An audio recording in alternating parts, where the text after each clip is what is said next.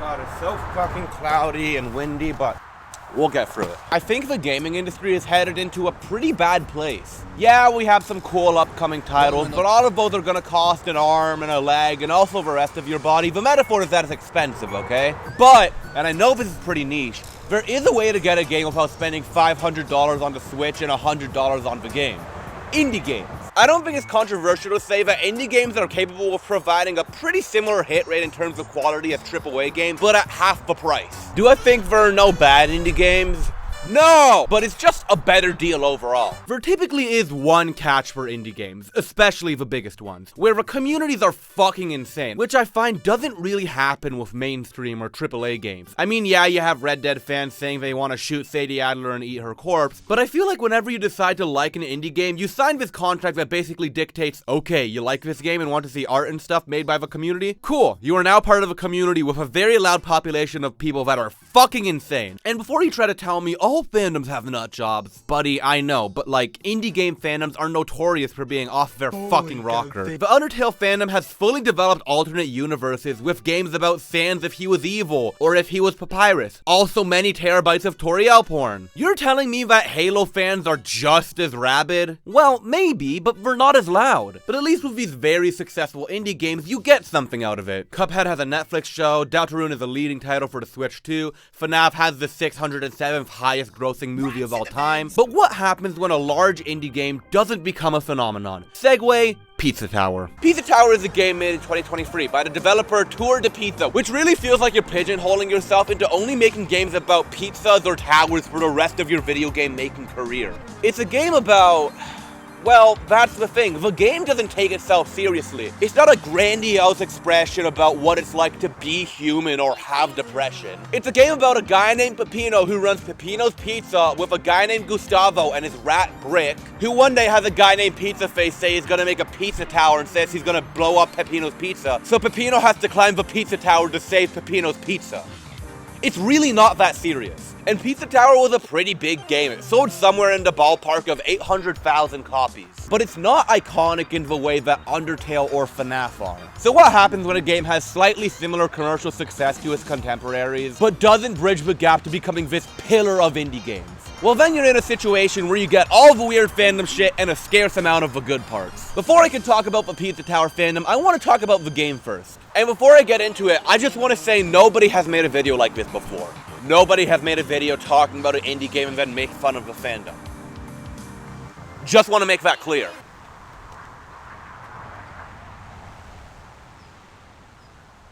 When the moon hits your eye like a big pizza pie, that's amore. You know what? This is a little bit too on the nose. I'm just gonna... No. Before I get into anything, I just want to say I've never made a game review before, except for the one time I did so 3 years ago poorly. So if I'm not good at this, it makes sense. Pizza Tower is a great game, and there's so much to cover within it that I'm going to split this review into a few different sections. So, the gameplay of Pizza Tower. You play as this Italian man, Peppino, and you go through levels on each floor of the Pizza Tower, avoiding enemies and obstacles in between, and then at the end of the floor, you fight a boss. Now this all sounds pretty cookie cutter for a game, and that's because the unique part of the game is Peppino's moveset. So, you play as Peppino. I already did this. Each level is filled with a different type of enemy or gimmick you're supposed to do before you kill this guy, and...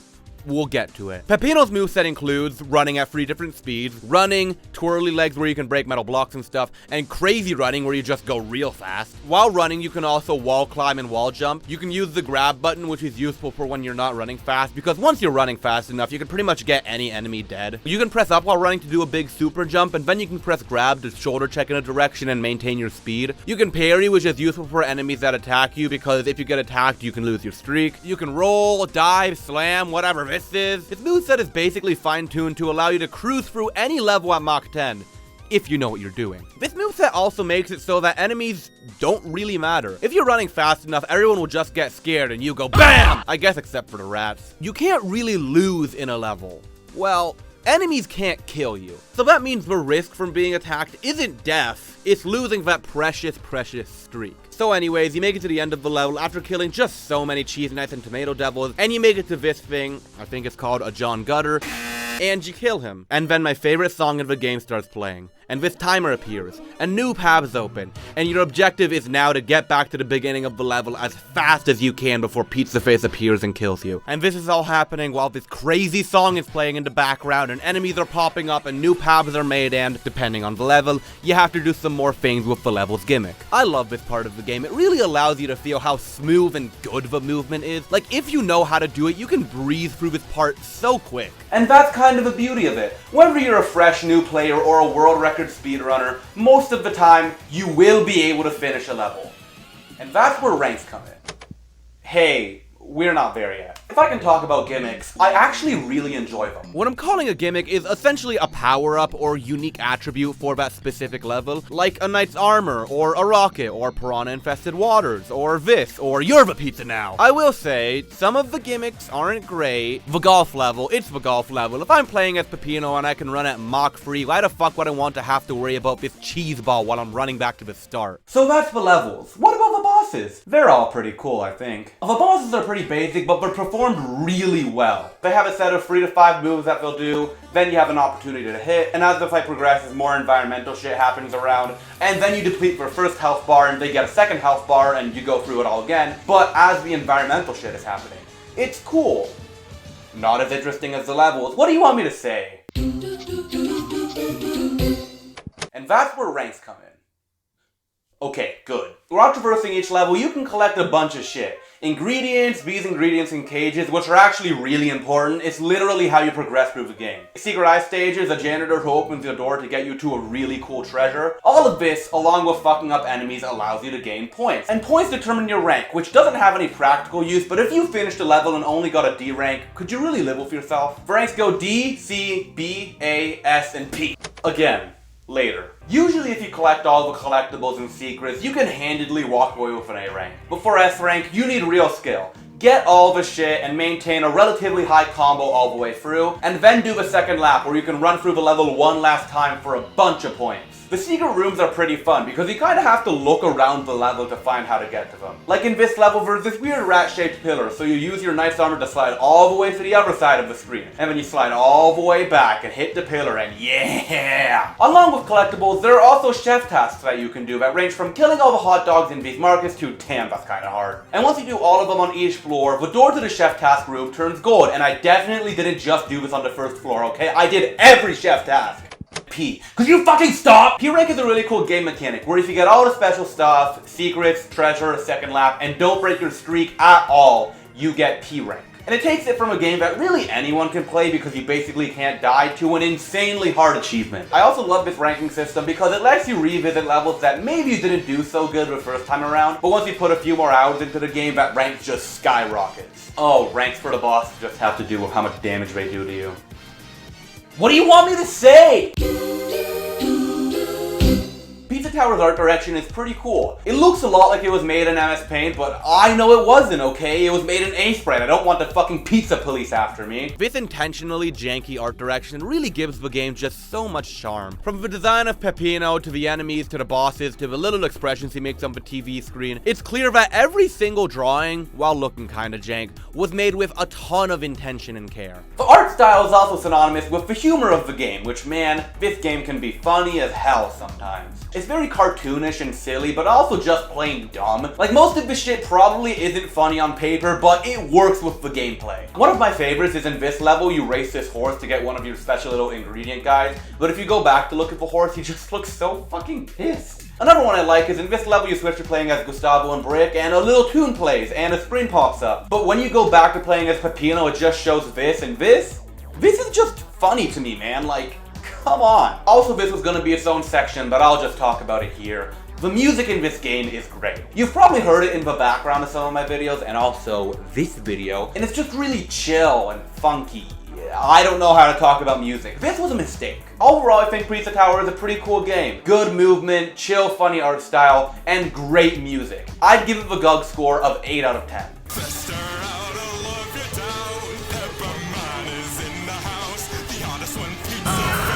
Wow, I really thought I'd have more to say.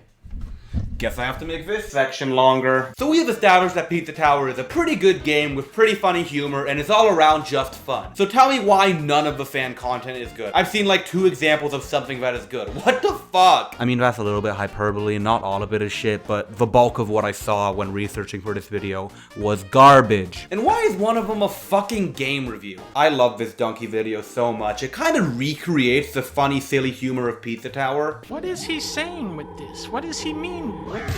Oh, this is pretty good game. And we will see later that other fan content is not able to achieve that. I fucking love this video so much. I think I've watched it like 15 times. Like, there's this one moment where he makes reference to the fact that Mort the Chicken is a PS1 game. So then he starts showing some footage, but then he interjects to say, hey, this isn't footage of Mort the Chicken. It's actually just a completely different game. And then the video just continues. And if that's not one of the funniest things you've ever heard, you're a bad person.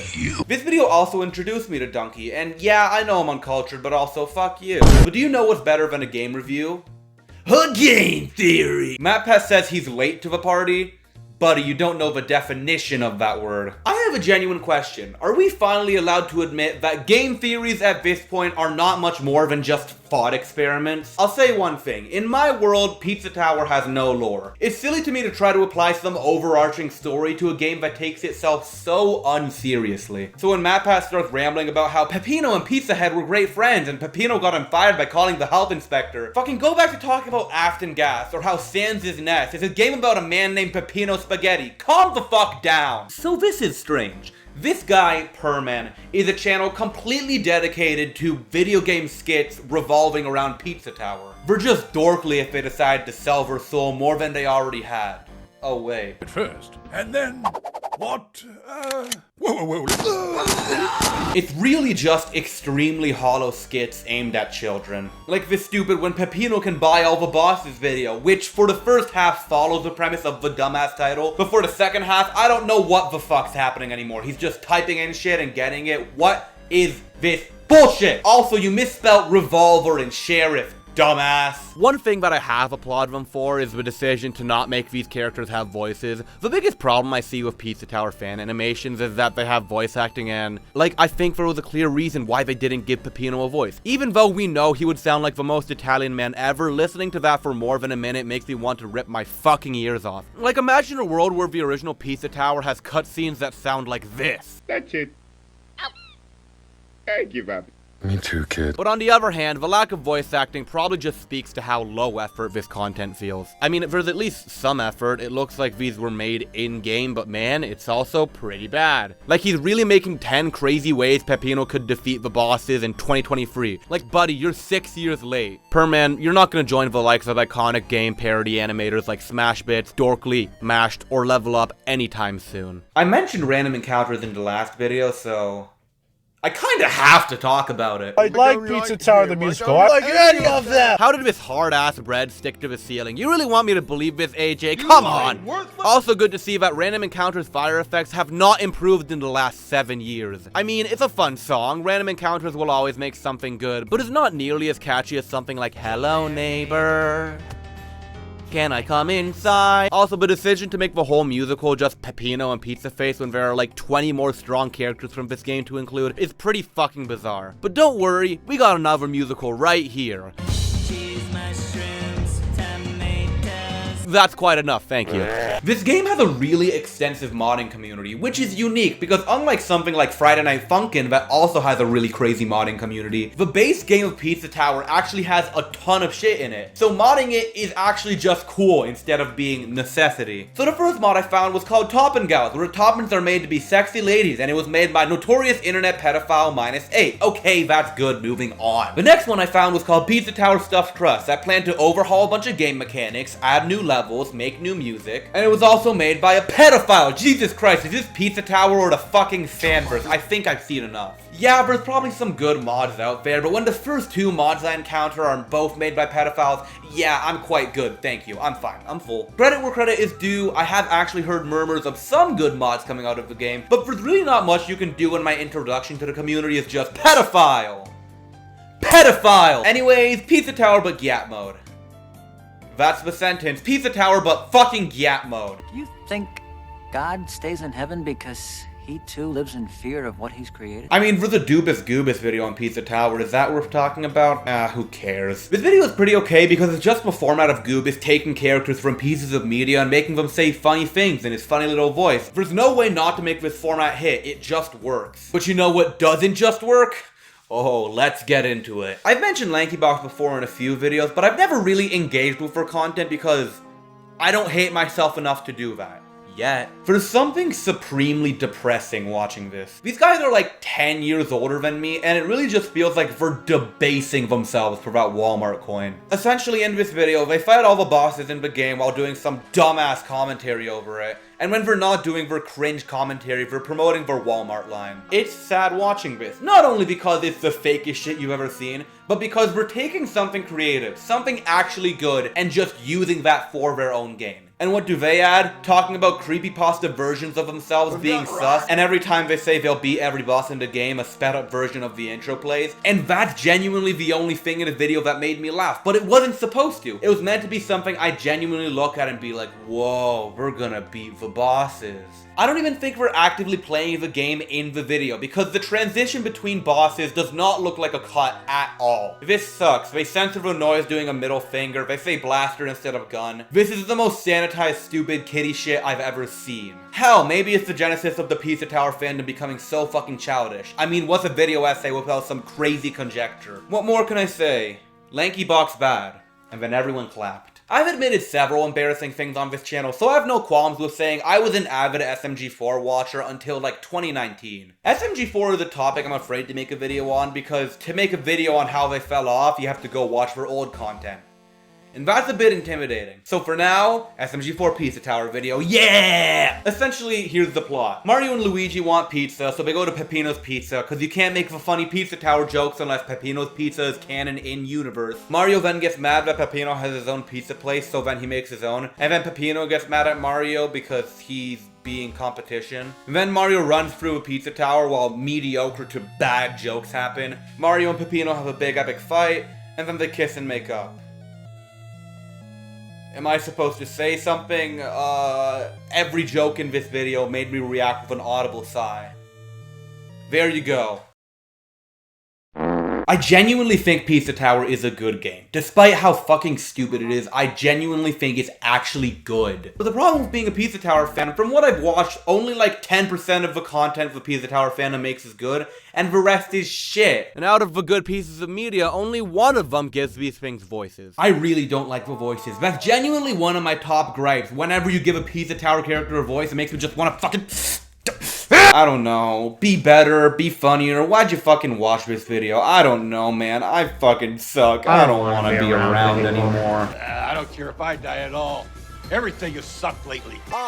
Peggy, where you been at? Getting all this promo. When it comes to money, bet these niggas is a no-show. I've been out in Bed-Stuy, chilling with my feet up, laughing at these SoundCloud niggas drop BS. When I say bet, I don't mean a fucking group. Peggy been a solo act, Looney Tunes, Doopy Juice. Catch me out in Parkdale, down in Fettuccine. While you pussy niggas still drop that PT. Who I'm up in Brownsville, draft like Kimber. All you yuppie pussies get swiped like Tinder. Oh man, what a great video that might have been. So you might have noticed in this video that there were some audio glitches or some of the bits seemed really half-baked, and that was a technical difficulties issue that will be rectified by the next video. But more importantly than audio glitches and shit like that, was this video even good? I genuinely can't answer that at this point. I think by making it half a game review, I was taking a really big swing that I'm not quite sure hit really well. It did turn out better than I thought it would when I was putting it together in the timeline, which to be fair is what usually happens, but I'm not sure this is one of my best. My next video will be better. Follow my Instagram. That's really all I have to say. Yeah. Bye.